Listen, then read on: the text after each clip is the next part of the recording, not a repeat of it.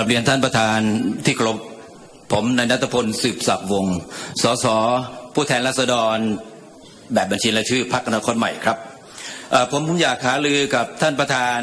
นะฮะเรื่องสิทธิพลเมืองกับ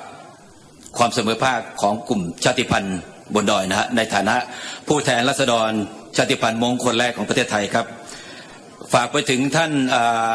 รัฐมนตรีมหาดไทยกับเจ้าหน้าที่กรมป่าไม้นะครับกับเจ้าหน้าที่การไฟฟ้าส่วนภูมิภาควันที่14ที่ผ่านมา2หมู่บ้านนะครับหมู่บ้านแม่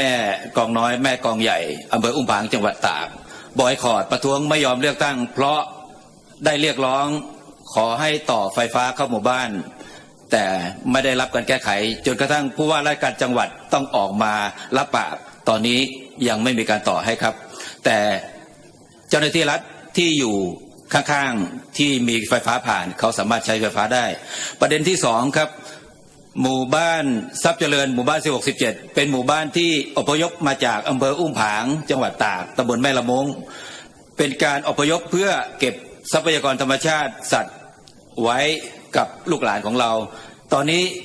ทั้งหมด19หมู่บ้านที่มาอยู่อำเภอพบพระจังหวัดตากยังแยกหมู่บ้านไม่ได้คือหมู่บ้าน16-17ขอเรียนผ่านท่านประธานฝากไปยังกระทรวงมหาดไทยช่วยแยกหมู่บ้านให้เขาด้วยครับผมในฐานะผู้แทนราษฎรกลุ่มชาติพันธุ์มงครับผมอยากฝากให้กระทรวงมหาดไทยใช้การ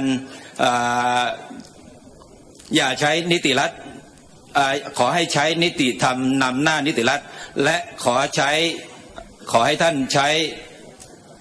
กฎหมายให้น้อยที่สุดใช้ความเป็นม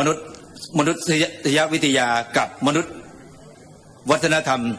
นะครับในการนำปัญหาแก้ปัญหาต่างๆครับขอบคุณครับขอบคุณครับต่อไปครับท่านต่อไปนายจุลพันธ์นนทศรีชัยเชิญนะครับ